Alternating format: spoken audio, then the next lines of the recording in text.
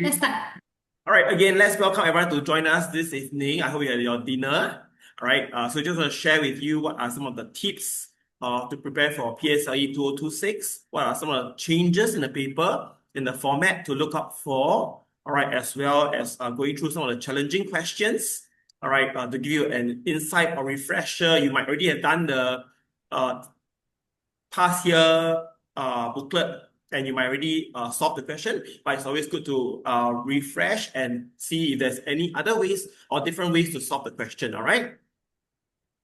Okay, so let's start with Yeah. a quick introduction of ourselves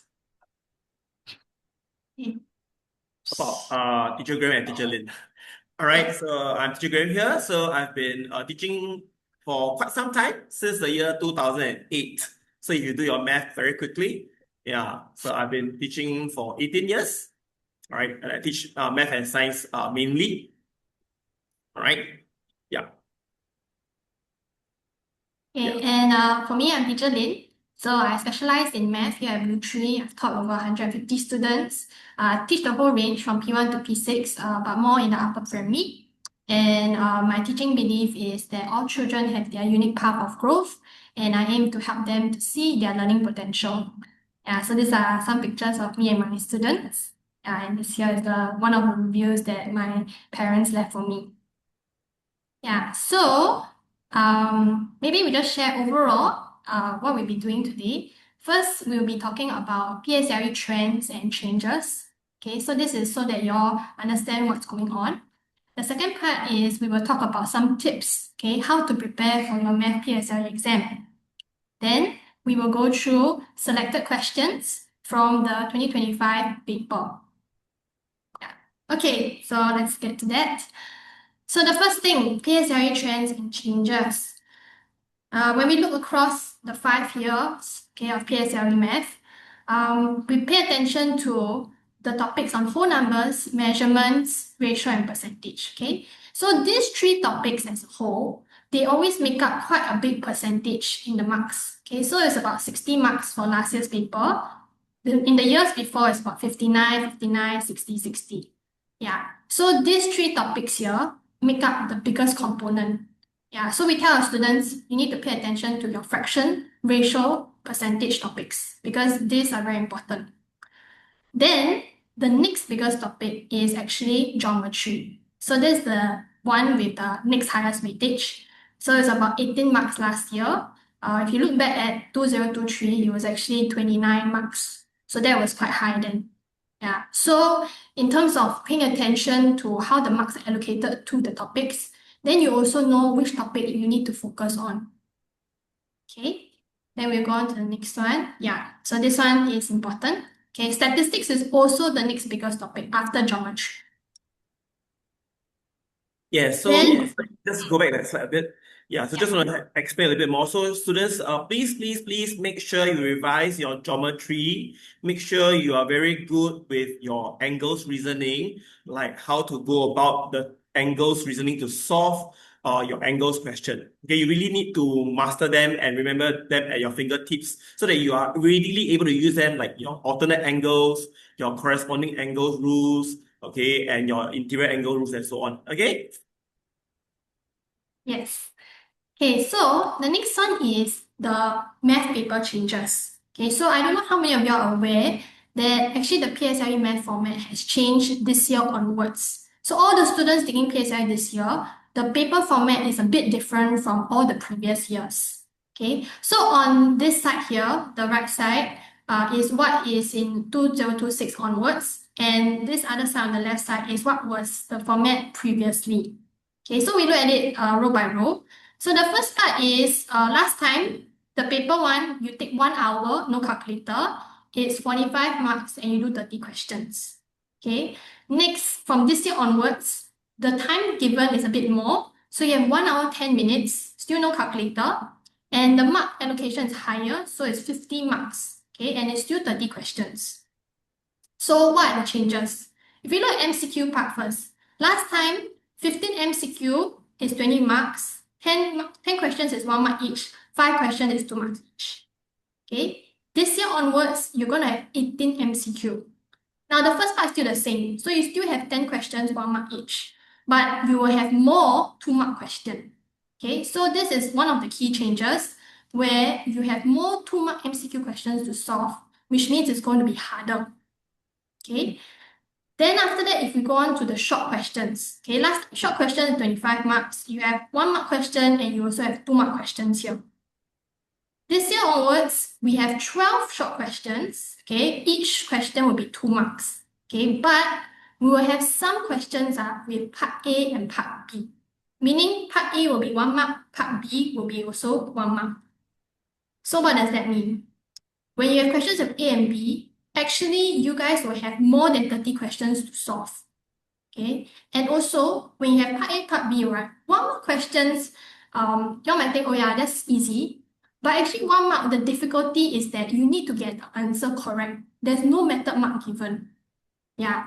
So if let's say it's a 2-mark question, sometimes the students they can get the method correct, but maybe their final answer is wrong. So they will still get method mark.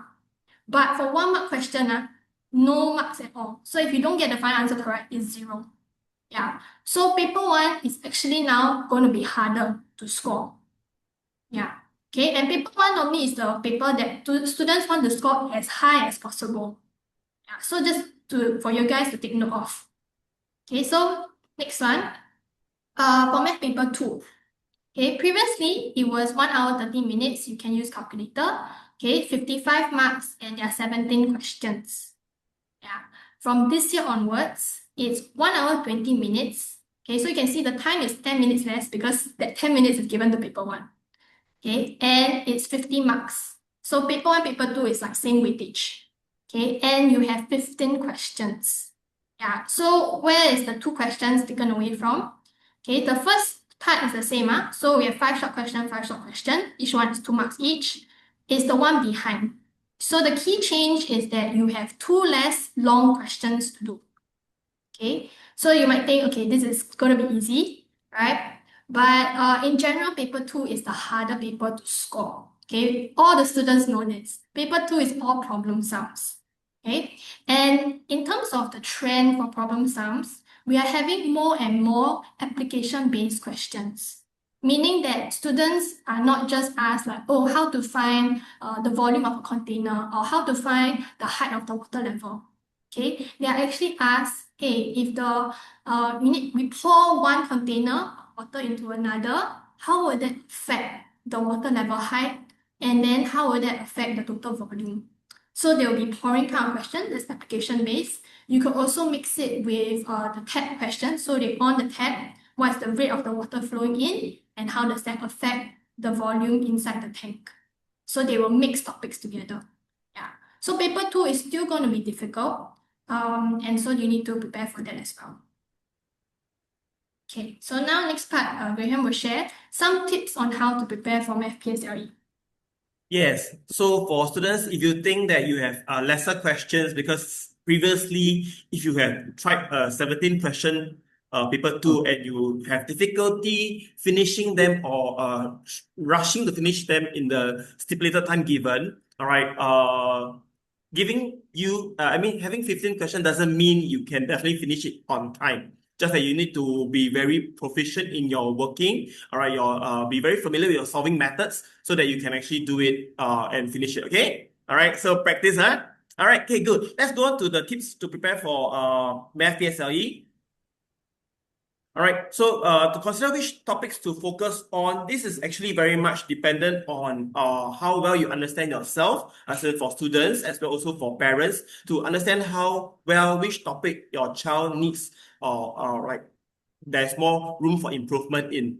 Okay, so I'm just going to give a few examples. If let's say your child is very good with generally all the topics, okay, then I think to prepare your child better would be to practice the questions from across various topics so that they are able to have more exposure to the questions.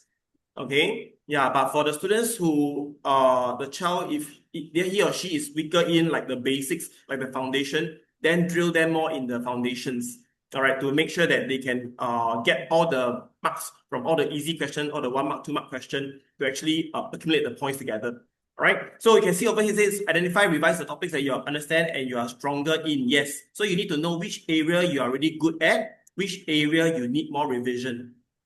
Okay, so point number 2, study and practice topics that you are less familiar with, which is what I mentioned. Okay, if you know I am very bad or very weak in fractions, then do more drills and practices in fraction, because definitely decimals, fractions, percentage, ratio, all these are confirmed coming up. Okay, as well as your whole numbers, which makes a very big component of it. So make sure you really practice on that. Okay, do not give up on any specific topic, because I would say all of them are important. Okay. Previously, I have students telling me, teacher, I'm not good at patterns. Can I skip the patterns question? I would not encourage you to do that. Okay, still try to do it as much as possible, but maybe you might want to leave it to the end of the paper where you have cleared the rest of the questions.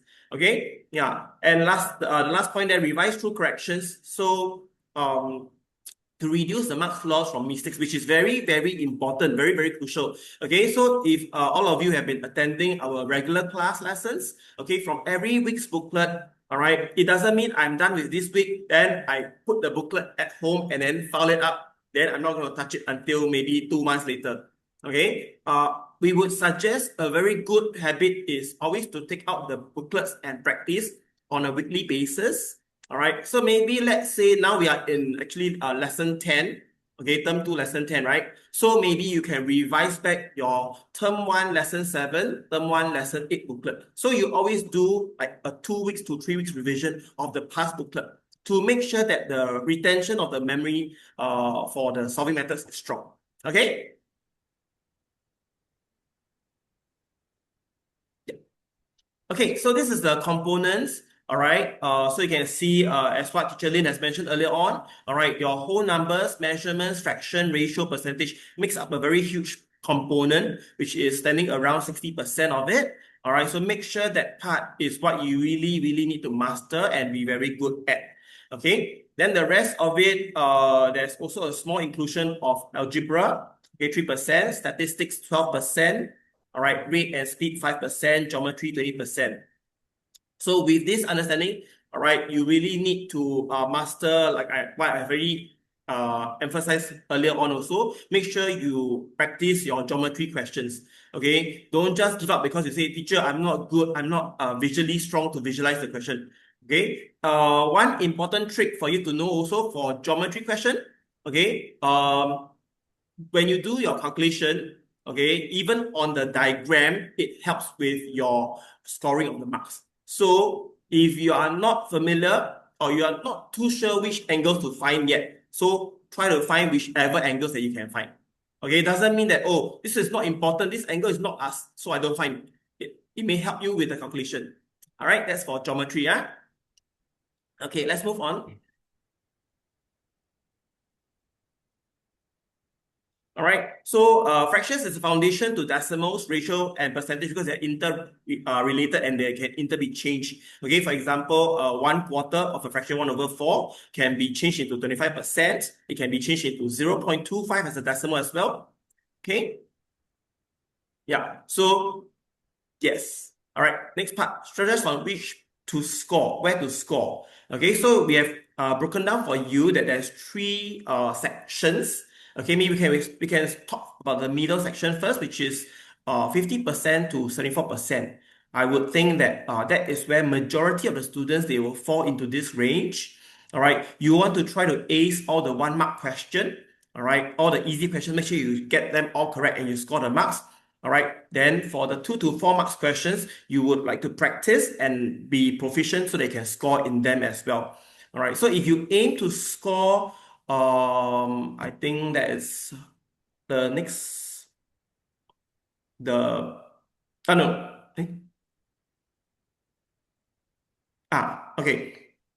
All right, so for 75 and above, okay, if you are planning to be in the range of AL1, AL2, and as well as AL3, all right, you will want to be making sure that you score above 75%.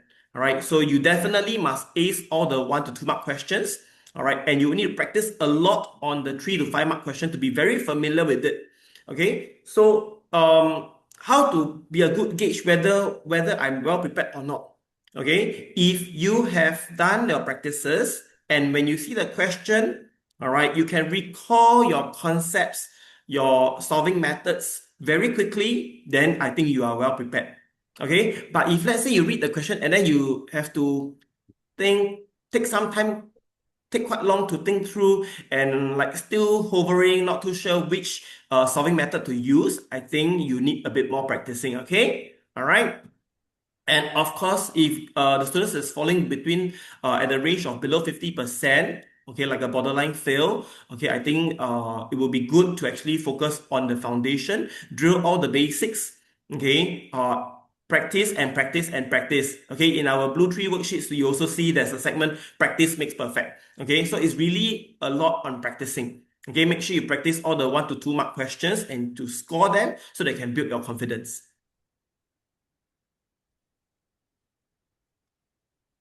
Okay, all right. So next part will be strategizing on where to score. In the paper one strategy, since you know that now the new format is going to be 50 marks. Okay, all right. So if you are also in the majority range, 50% to 74%, you want to practice more on paper one. All right, aim to score as much as possible, as many marks as possible. All right. You want to aim for 45 to 50 marks. Okay, later on, I will explain more about why you need to why the range is so high.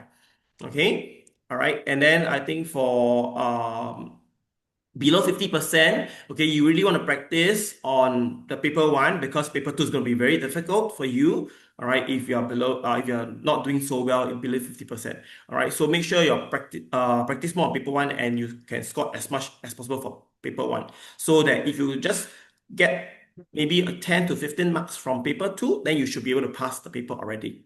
Okay, so for below 50%, we'll be aiming to score between 30 to 45, 30 to 40 marks, sorry.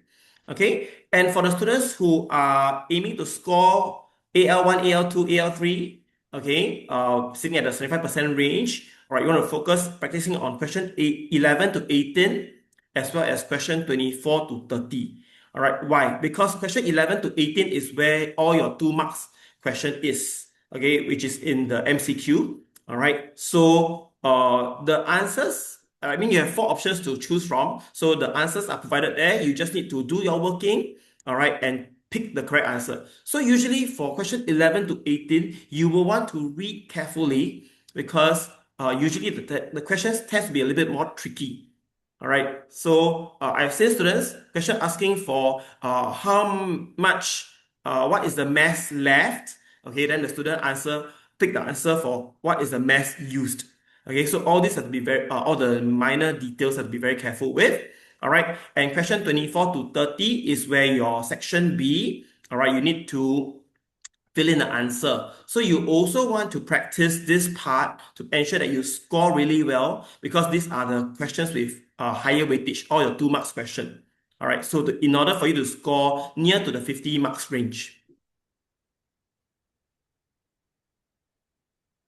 All right, as for paper two strategy, all right, yes, okay, now paper two is also a 50 marks component paper. All right, so for the middle range students, okay, practice the first 12 questions, all your 2 marks to 4 marks, 2 marks, 3 marks, 4 marks, yes. Okay, all your first 12 questions, you want to be very prepared for them. Okay, that means you might not be very confident to score in your question 13, 14, 15, because those 3 questions at the back will be where your 4 marks and 5 marks questions will be. All right, but if you can't really score from that range, you will want to really do well and score from the first 12 questions. Okay, so you want to aim to score between 25 to 35 marks. All right, for the students who are struggling a little bit more, all right, below 50%, practice and practice. Make sure you really score well. Okay, get correct for question 1 to 5. Secure all your 2 marks question from question 1 to 5. Okay, and then move on to practice the 3 marks question, which is also not too difficult. Okay, later as we go through the teaching slides, we will show you some of the questions from 3 marks and so on. Okay, so for the students in the below 50 range, you want to aim to score between 20 to 30 marks if possible.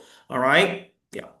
Okay, and as well as for the students sitting at the 75% range, you want to practice. You should not be having difficulty with your question 1 to 5 already, because those are the 2 marks question. It will be easy for you. All right, so you want to really practice, do more papers to expose yourself to the question 16 to 15, which is all your 3 marks to 5 marks question. All right, and be proficient at it to score. Okay, you will want to aim to score within the 35 marks to 45 marks range. All right, so that when you add up the two, paper one and paper two, you can actually achieve your AL1, AL2. All right. Okay, so just now earlier on we talked about sorry, teacher, you can just go back the slides for the paper one as well. Yeah. Okay. So earlier on, you might be wondering how come we actually set the marks to score higher for paper one. Like, since you may be thinking, oh, teacher, I'm just looking at passing for 50 to 74%. Why I need to score so high, like 40 to 50 marks? Okay, that is because the general idea is paper two will be more difficult to score. Okay, so you really want to get more marks from paper one, all right, to cushion together with paper two so that it can help you to achieve the desired marks range that you want to be in.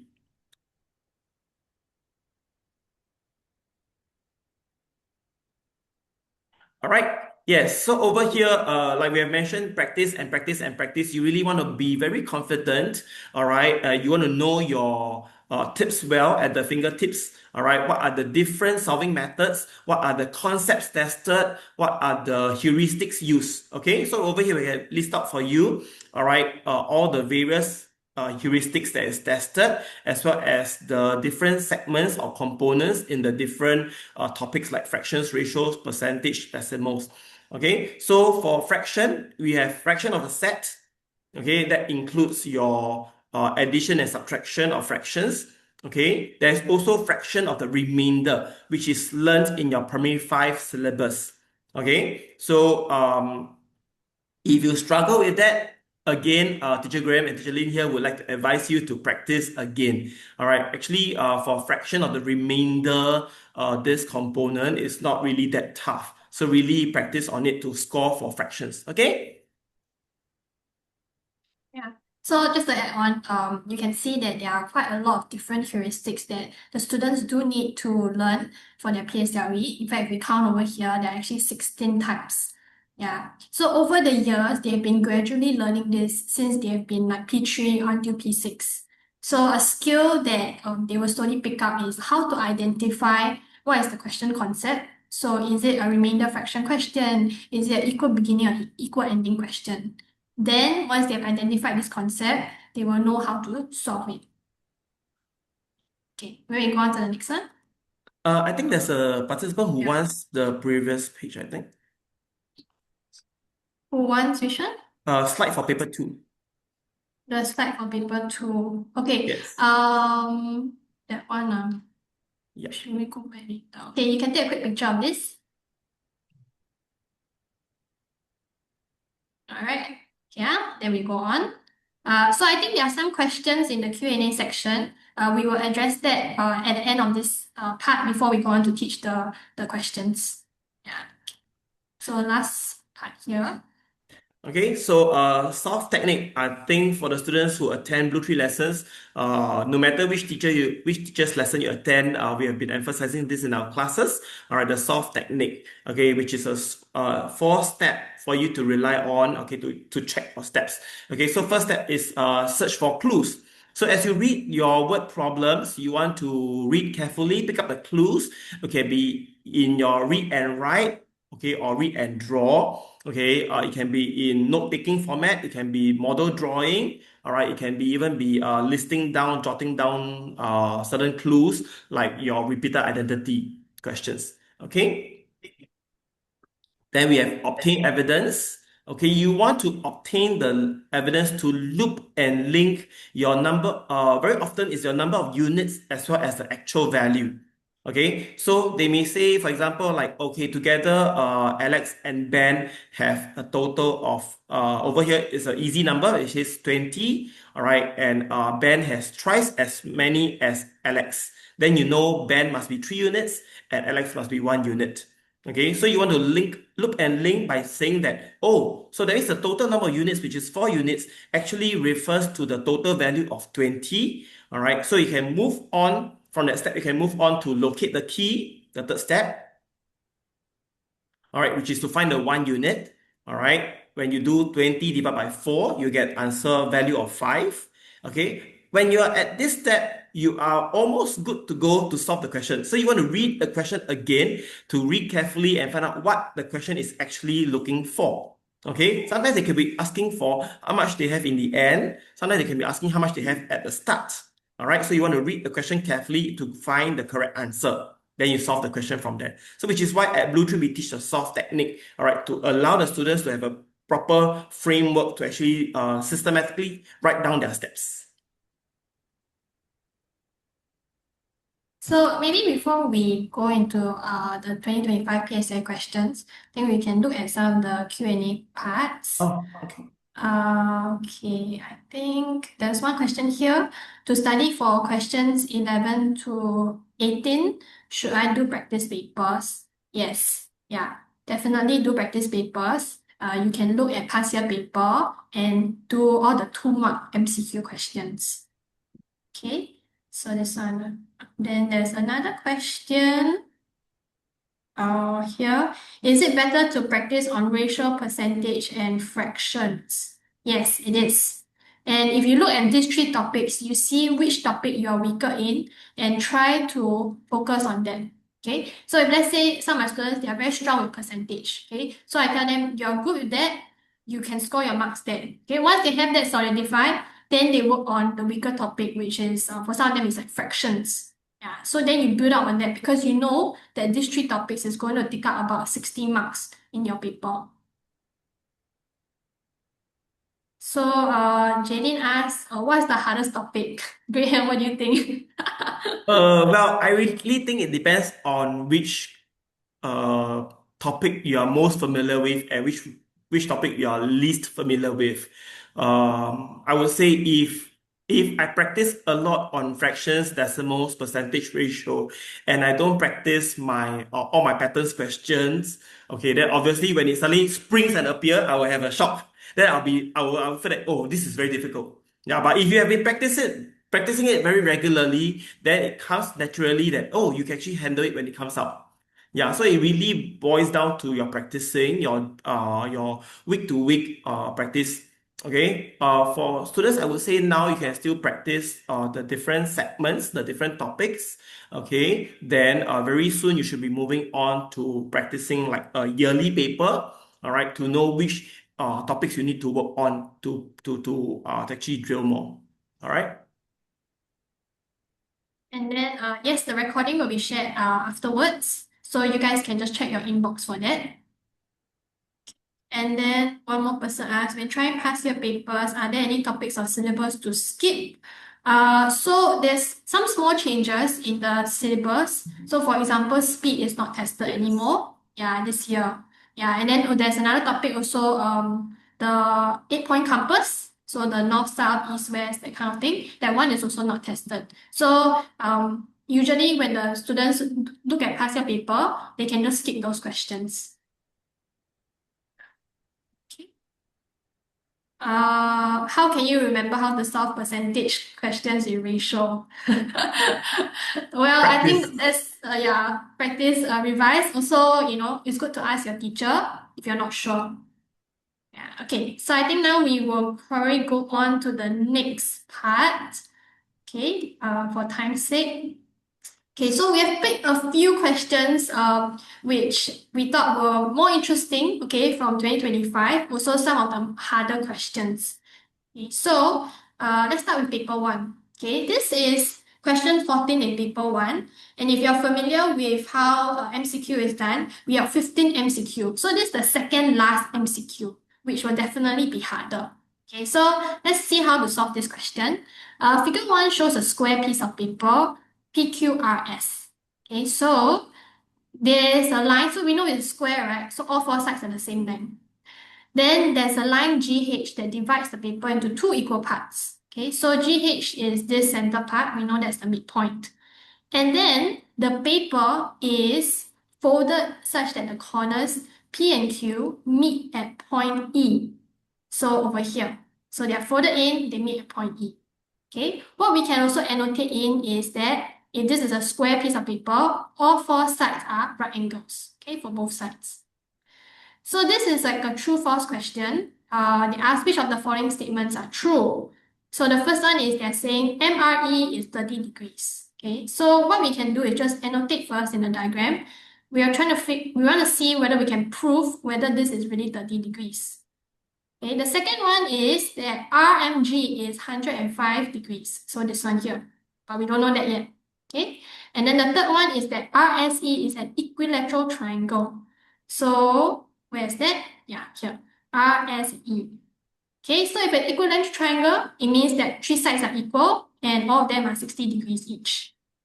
So we need to see which of these three are true. Okay, based on the tree, it seems like we have the most information on this equilateral triangle. Okay, because we need to be able to prove that all three sides are the same. That means they are all 60 degrees. So let's look at where these three lines come from. Okay, if you notice, RS is actually one side of the square. And actually, this part here, ER, it came from QR, which is also the side of the square. Same thing on the other side. So if I draw it into the other side, you can see that the three lines came from these three sides of the square. So therefore, this must be true. Okay? All the sides of the square are equal length. So therefore, if we have three equal sides, that means that this is an equilateral triangle. Great. Okay, so we proved that. The next one that we want to prove, okay, if we look between the two, this 60 degrees is quite near this 30 degree, right? So let's look at whether we can figure this part out. Okay, so we're looking at MRE, seeing whether or not it's really 30 degrees. Now at this corner here, I have a 60 degrees and also 90 degrees because that's the corner of a square. Okay, and this angle here is a folded angle. Now with folding angles, right, always remember that the angle that is folded in is the same as the angle outside of it, okay, because they are overlapped. So these two angles are actually the same. So let's try to figure out, can we get the angle there? Yeah, so what we do is we take 90 degrees, right? We minus 60, and then we divide by 2, which means that actually the angle there is 15 degrees.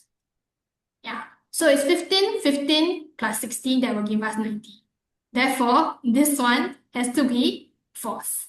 It's actually 15 degrees. Okay, then the last one. Can we prove whether RMG is 105? Okay, so this one here is not actually in any particular triangle or shape. So it's a bit hard to find this angle. What we can do is try to find the angle next to it. So this angle over here, this angle is actually in a triangle. And we have the 90 degrees here.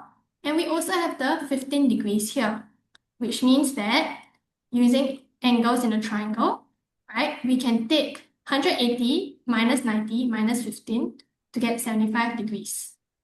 Okay, so last step, maybe this one I just asked as open question to anyone. Okay, can we prove now that we know that this angle here is 75 degrees? Can we prove that this is 105 degrees? Okay, so maybe what y'all can do is just type in the chat, okay, whether or not this is true. So this is more for the students that have already learned English question, okay? I know there are some P5 students that have joined us here. Yeah. So y'all can just type to us in the chat function, and then we can see. Yes, it's true. Okay, yeah. Okay, I see a lot of people saying yes, true, true, true. Yes. Okay, and some people give me the answer, so 3. Yes, okay. So this is true. Yeah. Because if you take 180 degrees minus 75, it is 105. Therefore, our final answer is that this one is true. Yeah, true. And so answer is number 3, B and C only. Yeah, nice. Okay, appreciate your participation. Okay, now let's go on to the next question. This is actually question 29. So this is the second last short question in paper 1. Okay, because paper 1 has 30 questions. So 29 is the second last one. So this is also a harder question. Let's read through this. Okay, so the first thing is that chairs in an empty classroom were arranged in 3 rows. Each row has the same number of chairs. And a group of students walked in and occupied 5/8 of the chairs. Okay, but we actually don't know how many chairs there are, right? After that, 1/5 of the students walked out. Then the remaining students moved to occupy only the first 2 rows. So what fraction of the first 2 rows were occupied after that? Yeah. So last time when this question came up, I think quite a few students were a bit confused by it because they give us fractions, but there's no numbers involved.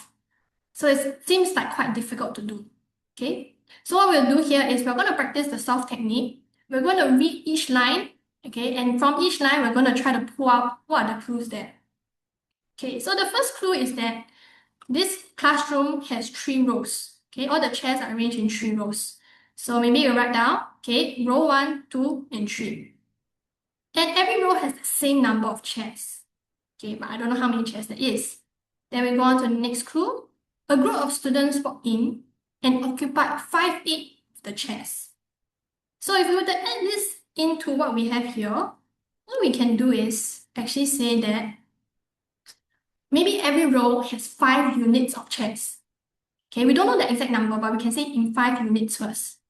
And each row, there are 5 units. Out of the 8, 5 units are occupied.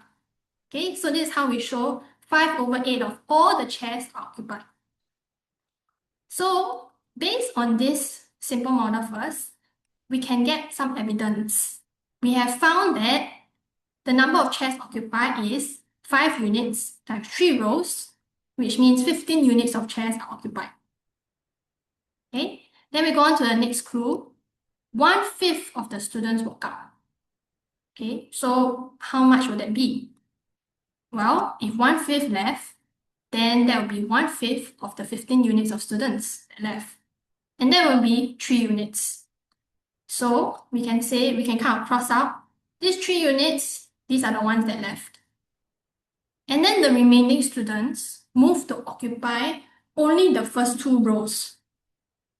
So how many students are there remaining?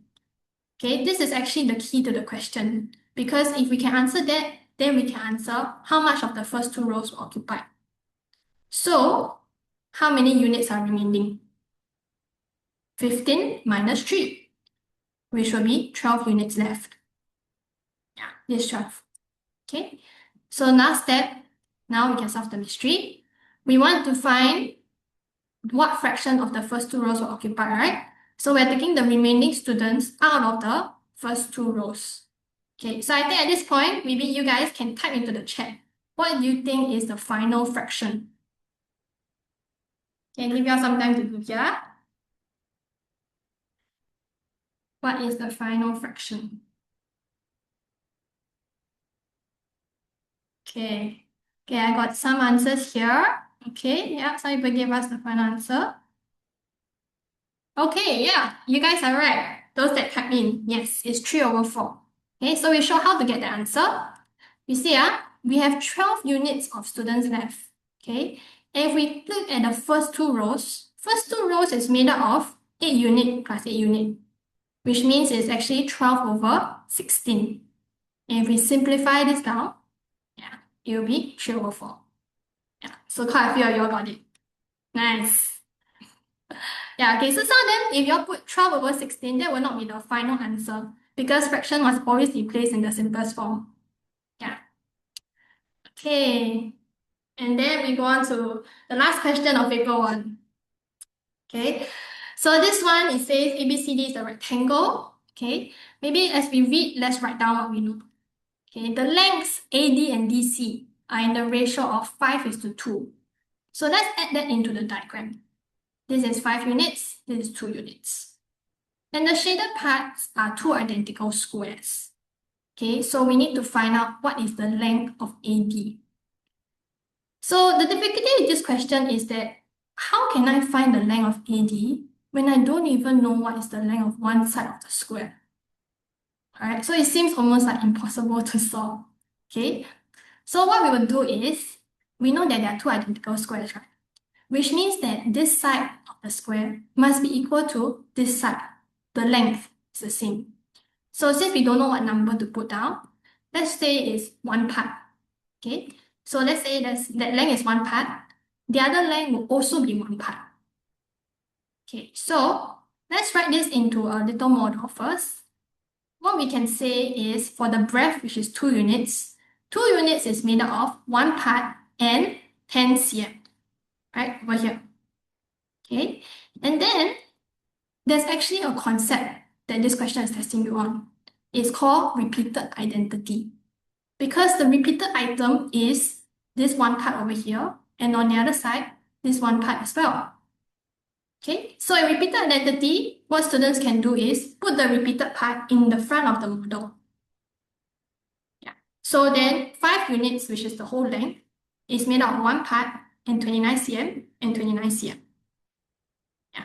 So once they have this model, it's super clear, right? The 1 part there, I don't know how long that is, so that will be in the front, but we can compare the rest of it, right, in terms of cm, and we look at the difference between the 5 unit and the 2 unit. That must be 3 units.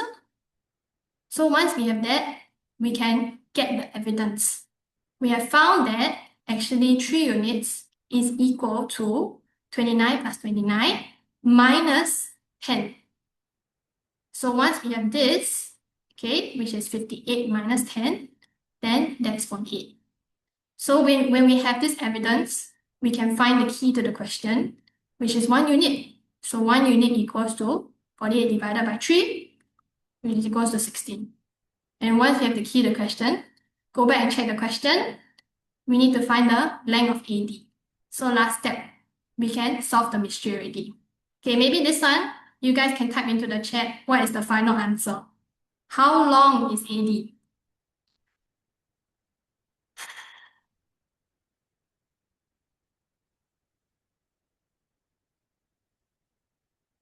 Yes, yes. Okay, yeah, I'm seeing the answers in. Yes. Okay, nice. Everybody got it.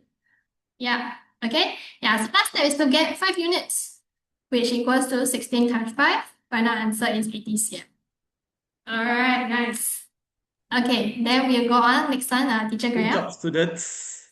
Okay, and also one more point to add on is really for fractions, really please be very careful. Even if the questions do not ask you for the simplest form, you should give it in simplest form, okay? Yeah, because for P5, P6, they will expect you to have the tendency to give your answer in simplest form. All right. Okay, let's move on to the paper 2 questions. Okay, I've picked 2 questions. One is a 2-mark question and one is a more challenging question to go through. All right, so if you can follow me on this question, it says Kim had some stickers at first. Okay, she used 2/5 of the stickers. She bought another 150 stickers.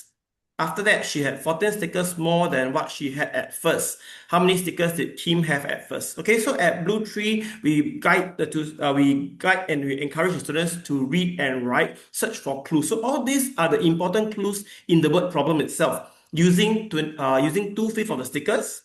Okay, after that, purchase another 150 stickers. All right, then in the end, she had 14 stickers more than what she had at first. All right, and eventually question asking for how many stickers did she have at first. All right, so all these are the clues we want to be paying attention to. All right, so if you look at this, all right, you will know that we want to understand that when you say use 2/5, okay, very often I would encourage students, okay, in a question like that, ask yourself, what is the remaining fraction left? Okay, if she had used 2/5 of the stickers, all right, what is the remaining fraction left? So it'll be a very simple question, taking 1 whole as what she had initially, minus 2/5. Okay, you should know that she's left with 3/5. All right, so you can draw a model like this to help you to understand, which is part of the read and write technique. Okay, you can draw a model with 5 units, all right, and she used 2 units. So you label 2 units is used, left is 3 units. Then in the next part of the model, yes, because she used 2/5, right? So 2/5 or 2 units should be removed and then replace it with 150 stickers. All right, so I've used this light blue colored box over here to show the 150 stickers that is bought. All right, and you compare to the previous model, she have 14 stickers more than what she have at first. So that's why there's a small protruding box of 14 over there. All right, so if you do a quick calculation over here before you flash the answer, okay, students, can you count quickly? What is the value for the 2 units there? What should be the value for the 2 units over there? Correct, very good, well done. Okay, it's 150 minus the 14 there. Yes, you should know, you should be able to find out that 2 units actually represents 136. Okay, if 2 units represents 136, then you can apply the solve technique again. All right, this is where you loop and link your evidence. Okay, then you want to find the 1 unit, which is locate the key. All right, simply take 136 divided by 2. Okay, all these steps over here are easy. Make sure you count carefully and do not lose marks to carelessness, okay? All right, because often I have students who can count, they can solve, but they end up losing a lot of marks due to carelessness. So always check and check and check. All right, so once you have found out 1 unit is 68, okay, you want to read the question again, asking for at first, which is, if you look at the first model, already drawn a question mark over there, finding the total at first, which is of 5 units, right? So what should we do for the last step?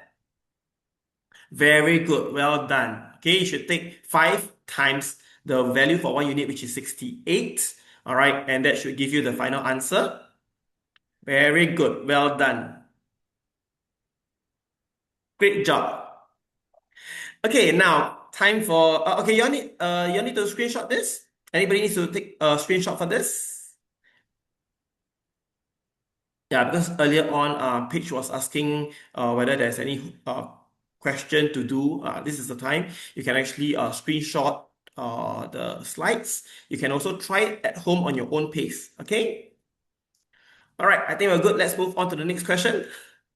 All right, so when this question came out, a lot of people were puzzled how to solve this question.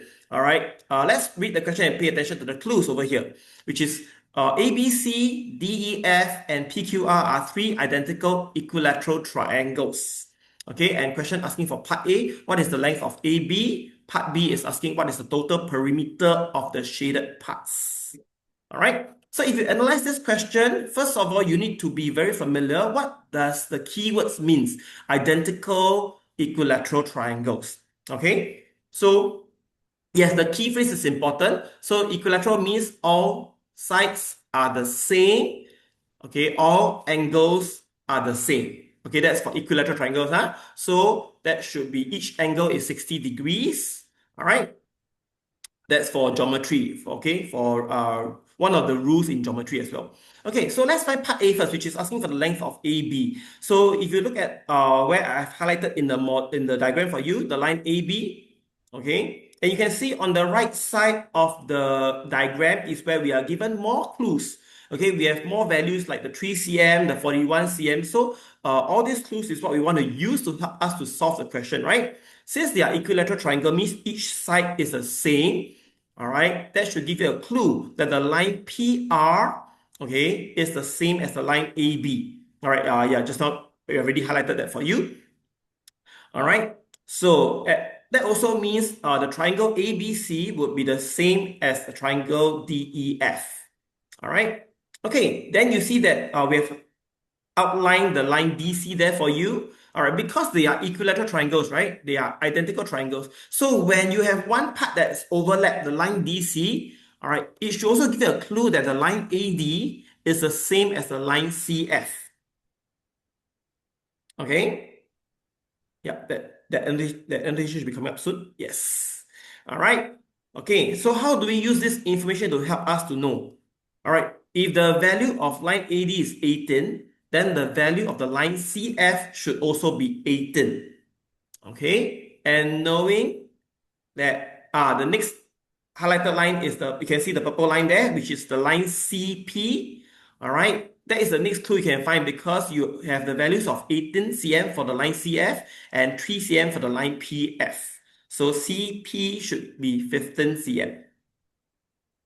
Very good. Okay, now you are just one step away to the answer for part A. Okay, visually looking at, so we have outlined it for you. All right, there's a blue colored line showing there. All right, when you have the value of CP is 15 cm and you know the line CR is 41 cm, what should we do? Maybe the students, maybe the students can type out. No, you don't need to do that. Yeah, when you find the parts of the diagram, okay, you can use the clues to solve. Correct. So now we already found out that the line CP is 15 cm from the previous step, and we know from the diagram that the line CR is 41 cm. Very good. Well done. You can do your quick calculation. 41 minus 15. That should give you your line PR. Okay, because why? Earlier on, we have mentioned that the line AB represents is the same as the line PR, right?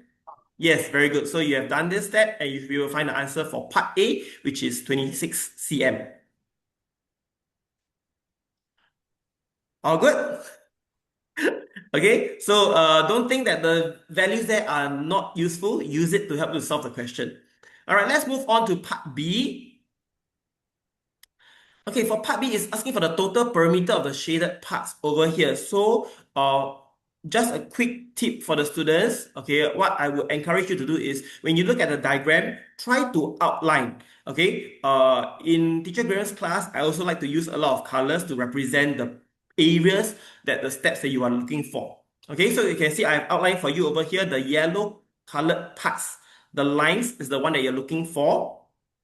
Okay, for the two shaded parts over there. So, which means we will need quite a number of we need to find quite a number of lines to help us to solve. So over here, we can actually add in two alphabets at the cross section. Okay, you can see teacher Greg added the point G and point H. Okay, that is to help us to reference it easily. Okay, if not, how to put into your steps of how am I going to find this line over here, right? So in your PSLE paper, you can add in the points yourself, okay? Then you can give referencing from there.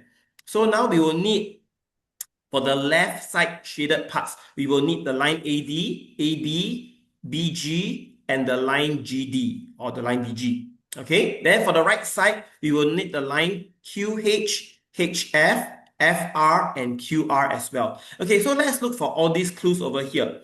Since we know that the triangles are equilateral triangles, again on this pointer, and when we have overlap lines, okay? So if you refer to the diagram, it should come very quickly to you that line AD and line BG, all right, they are the same.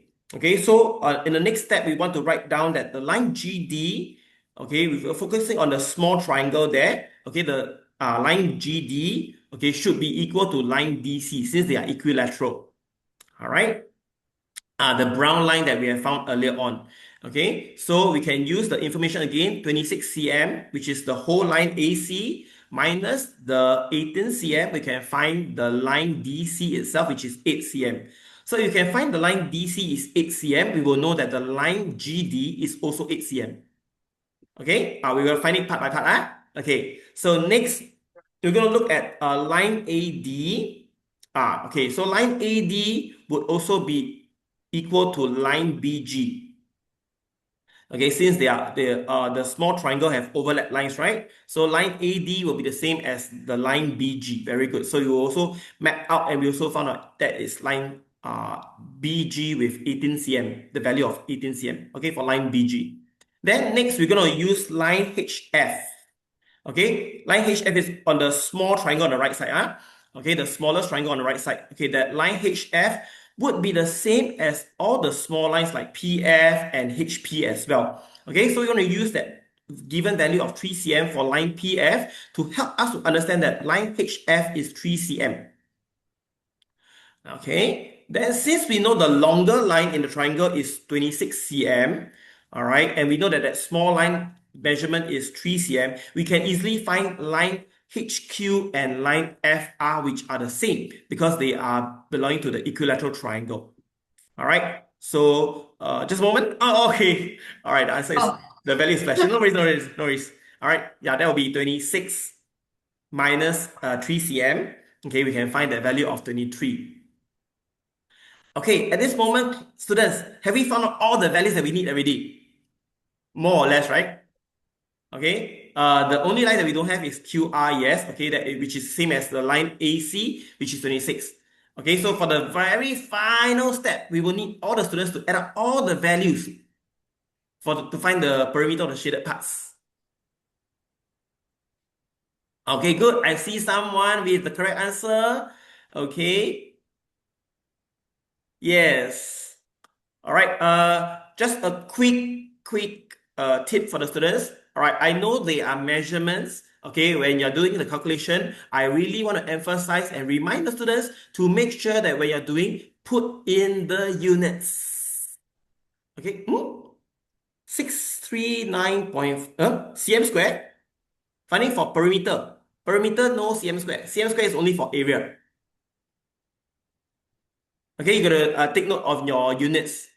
Cm square, meter square is only for area. They are asking for perimeter here, so there should be no square. Only cm or meters. Yes, correct. So it's important to include your unit there, all right, because teacher Graham ever taught a student before. Okay, she was from Rosai School, and for her school prelim, she scored 99.5. Okay, which means she only lost half a mark. And where did she lose half a mark? Because for not writing one of the units. Okay, so it's really important that you write down the units and check through again. Make sure you write the correct units. Okay, remember, wrong unit is minus 1 mark is important. Okay, so make sure you check and check. Okay, let's find out what's the answer by adding all the values together. Yes, some students already have the answer there. It should be 145 cm. Good job. Okay, for students to okay. take a screenshot of this.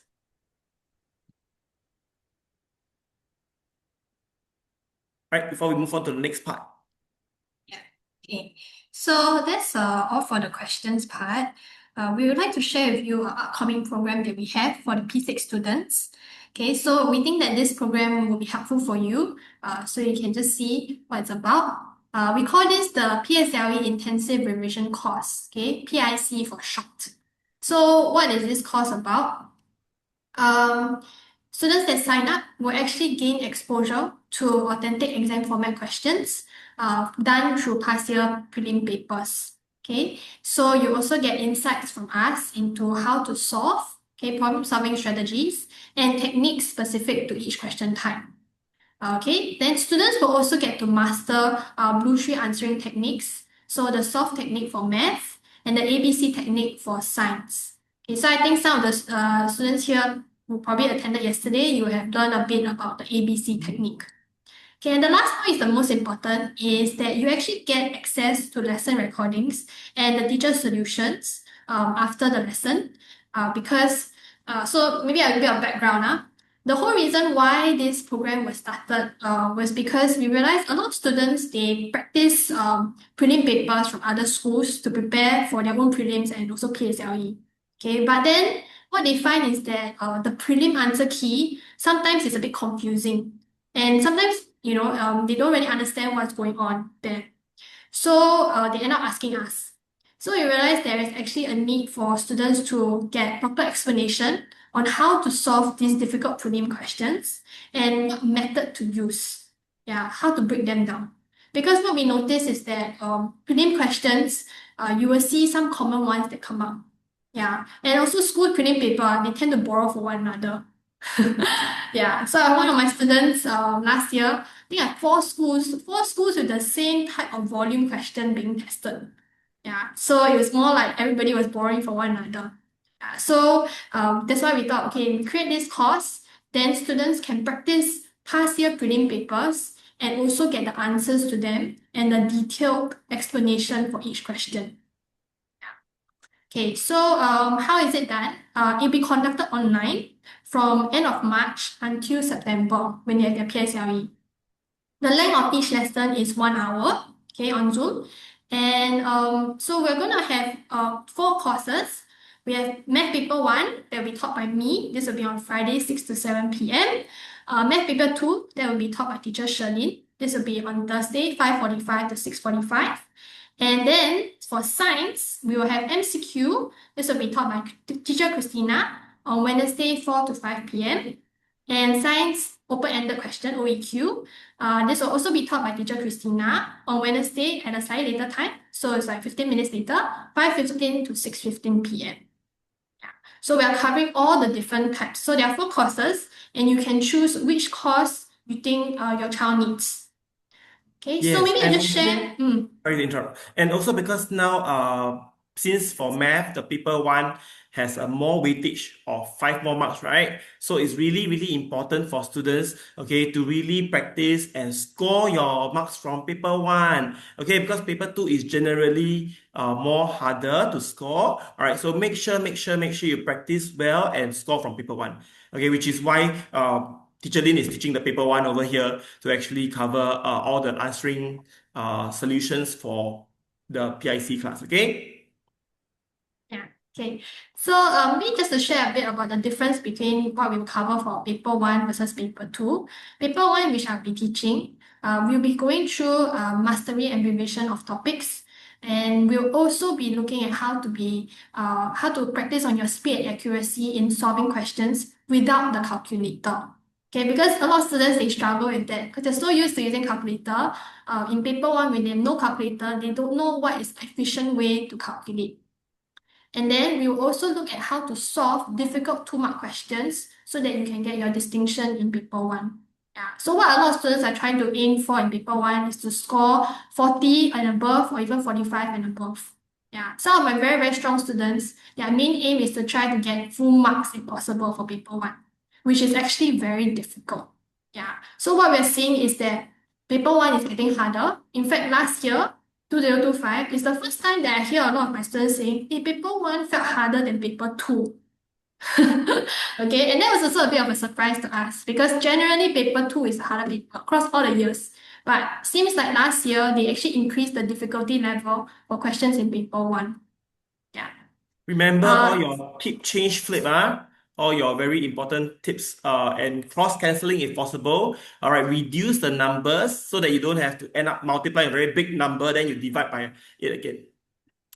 mm. Yeah, okay. Then for paper 2, this will be taught by teacher S.O.L.V.E. She's the head of math.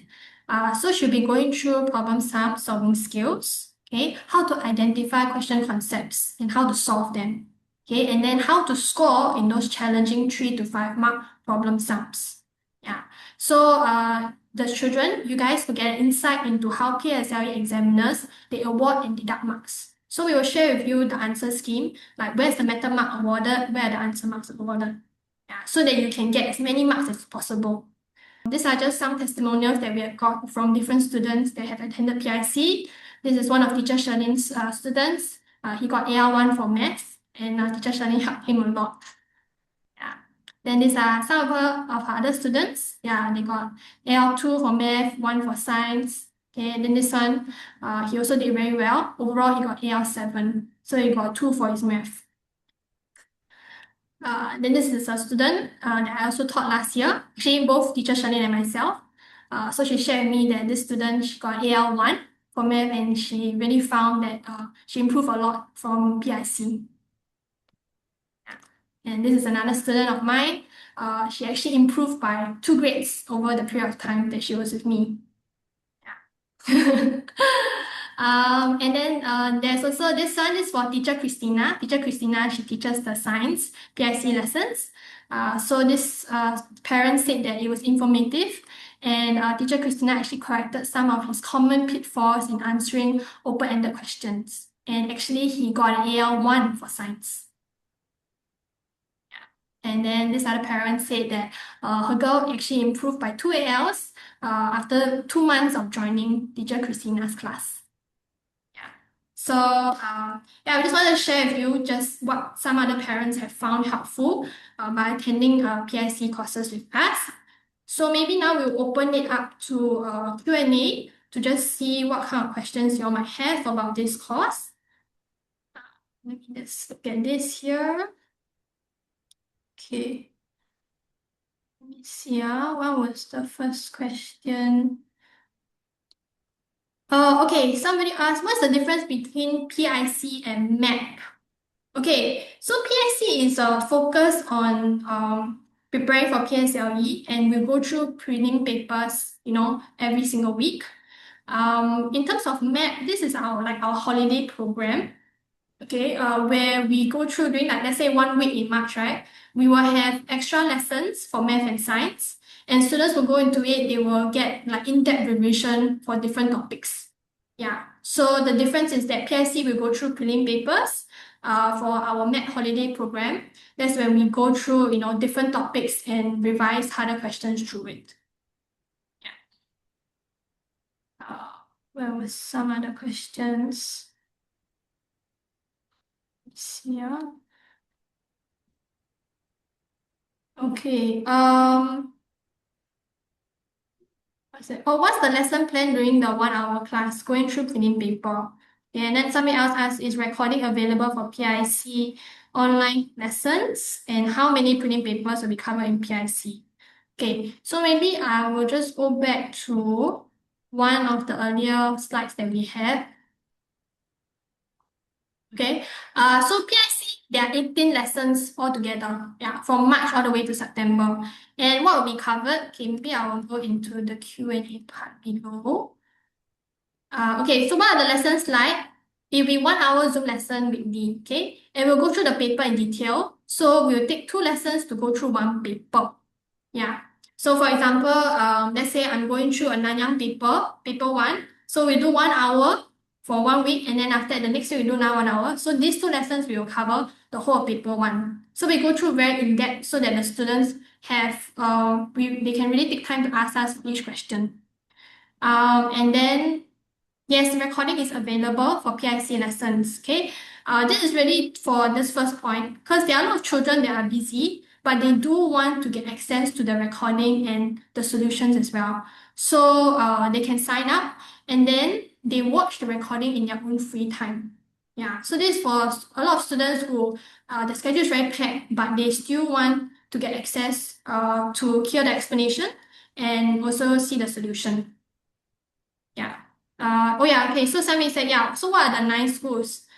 This I will need to check again because I don't have the whole list at the moment. But yes, overall, because 18 lessons, right? And 2 lessons we cover 1 school. So yeah, we'll be covering 9 schools. The 9 schools are all the top schools, basically. So we actually select the ones that we know, okay, these have very good papers, and we let the children do it. Yeah. So in a sense, they'll be actually very prepared by the time they reach prelim and PSLE period.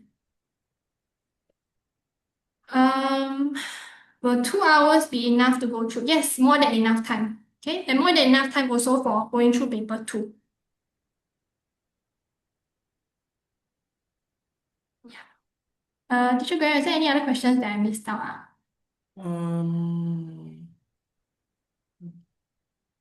I'm just answering some of them, but I Oh, think okay, thanks. Okay, oh yes, kids do the paper themselves first. Yes. Okay, so that's the best way to get the most out of the course. Is for them to do the paper before the online class. Then when they attend it, they can check and mark their answers, see whether they got correct. And even if they got correct, but if their method is a bit longer, they can copy down the easier method that we go through.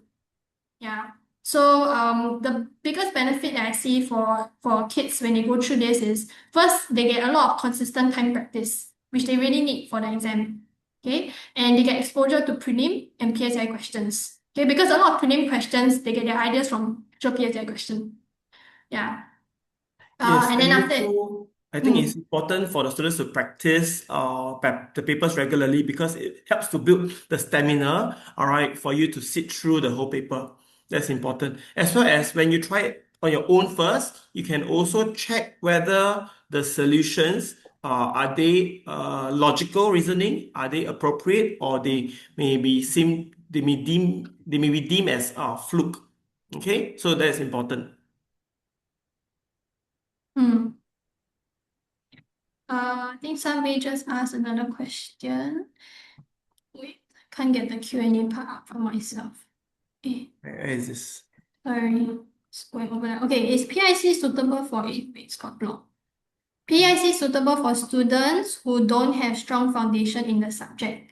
Actually, it is. So, for example, weaker students, let's say for math, I'm not sure about science part, but for math side, what I advise is that if they are weaker, they should focus on trying to score as much as possible for their paper one.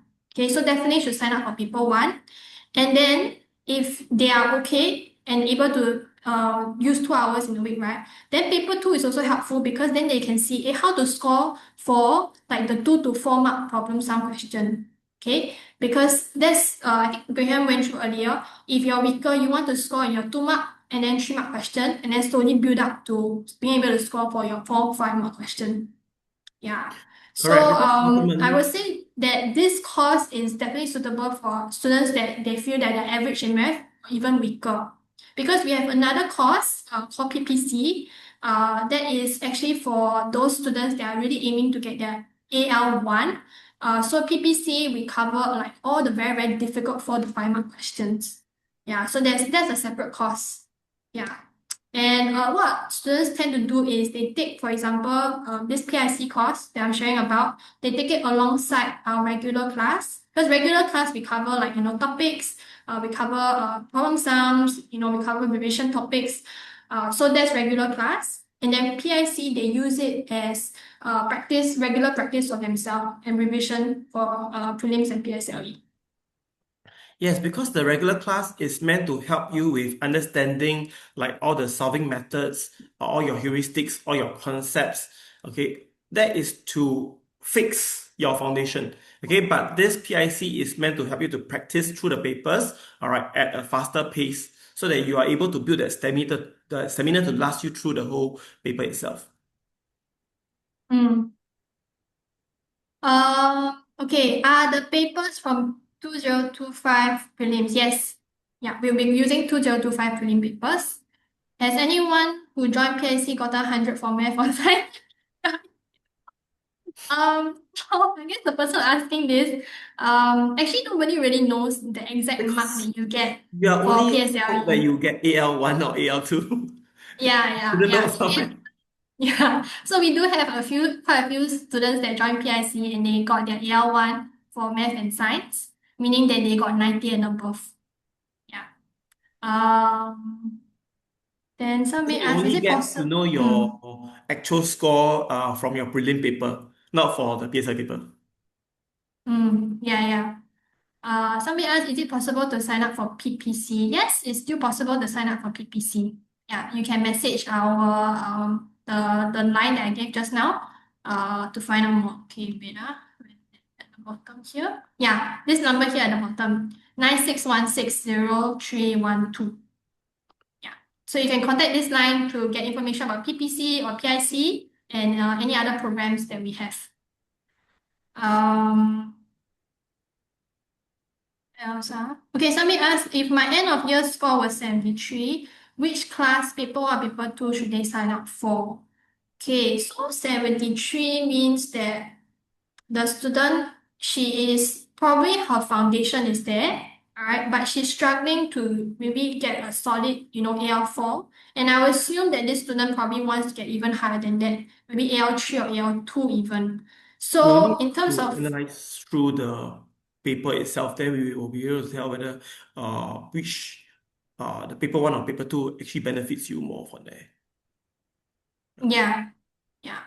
So, what I would say is that I think both courses will actually be good if she's really aiming to score like high for her math, because both paper and paper two you realize are 50 marks each.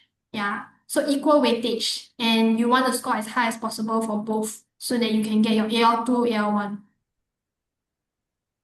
Yeah, eventually, if let's say you're from your score, your end of year was 73, you might want to push it to 80, push it to 85, and if possible, you want to push it even higher to 90, right? So that overall your AL level score, the number will be lesser. Yeah. I think somewhere else also. Is PIC a two-way format or one-way? Okay, it's a two-way format. So it's like a Zoom lesson that we have, and while, for example, I will be sharing, okay, the students can also participate. So they can just unmute if they have questions, and I'll also ask them to answer questions as well. Yeah. So yeah, the webinar is actually ending soon. I think we are spending a bit more time just to answer the Q&A. If anybody really needs to leave, you can feel free to go first. What is the group size for PIC? This it really depends on how many students actually sign up. Yeah. So we because it's an online class, so it can be a little bit bigger, but everyone will get time to answer questions. Yeah. In fact, it depends on different year, different number of students.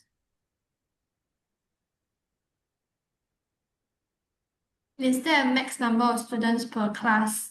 At the moment, because we only have time to do one slot per paper, so yeah, we don't really have like, different timings or like, let's say, a maximum minimum. Yeah, but don't worry, it's usually not too big.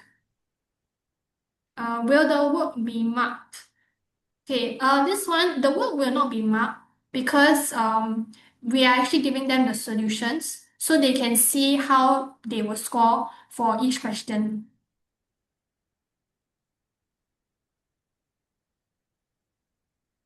Yeah, so what students will get is access to the lesson recording, and also they will get the detailed solutions that we share in class. So this will be accessible to them on our online platform. So all the PIC students will get access to that. Yeah, so even if let's say they are sick and they can't make it for one lesson, they can always see the recording again and also see the teacher's solution.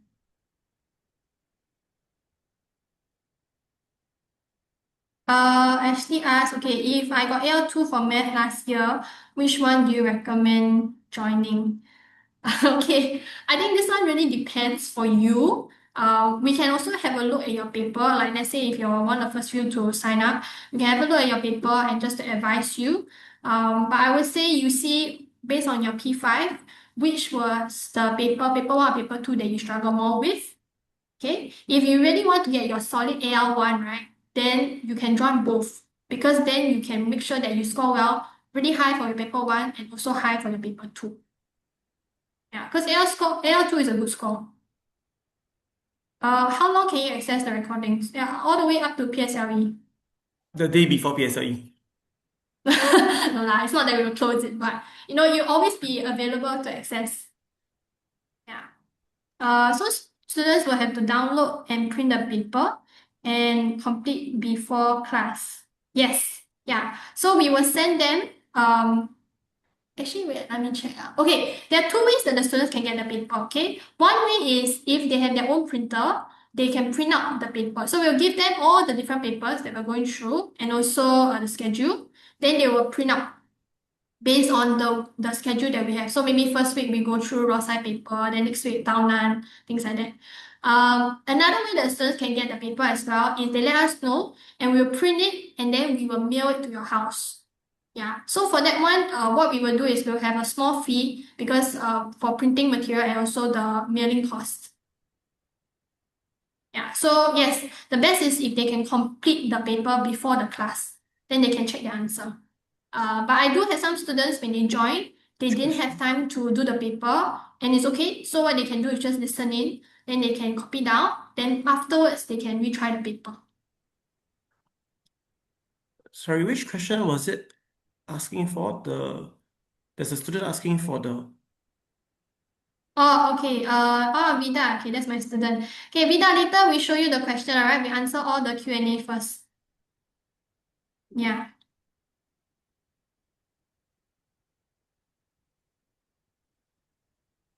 Yeah, the whole question. Yeah. We know. And also, if you guys have any questions in particular that you all didn't manage to screenshot, okay, don't worry because afterwards, after this webinar, we will actually share with you all the recording. Yeah, so maybe you'll get it in the email the next few days, within the next few days. Okay, are there any other questions?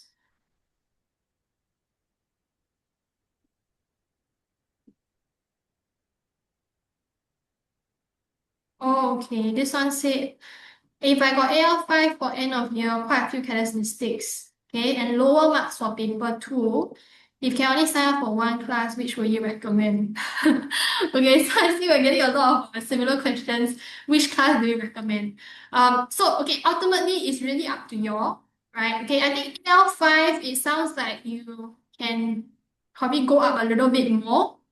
Where's the question? Did Oh, I because just I just answered it. Sorry. Oh, okay, you don't, okay, you can. Okay. Any other questions that I haven't gotten yet? I only answered the part about the tackling the careless errors. Yeah. So if only can accept, sign up for one class. Mm-hmm. Yeah, then it really Right. depends. The careless errors is in paper one or paper two? Yeah. And also it's important to know how to identify what kind of careless mistake you tend to make and how to check for them. Yeah, so we will teach you that as well, both for paper one and paper two. Okay, so maybe we don't drag too long. Anyone here who is interested to find out more about PSC, you can just private message us to let us know your interest in this course.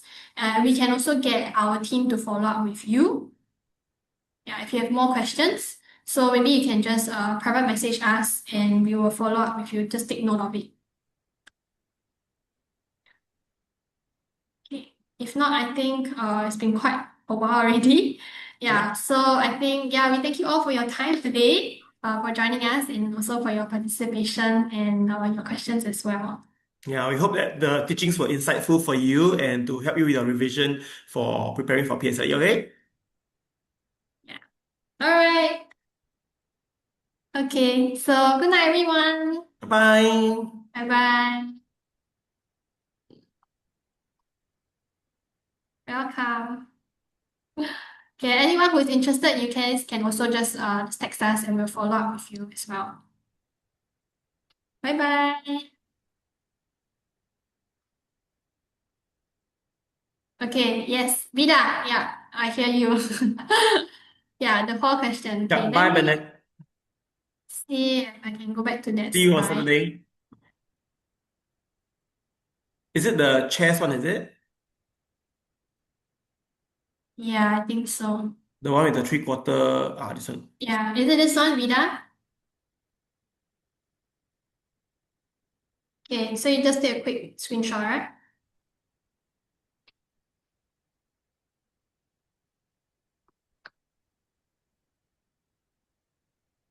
Good. Okay, nice. All right, so I'll stop sharing then. Okay, thanks everyone for joining us. Good night. Okay, I'll stop the recording.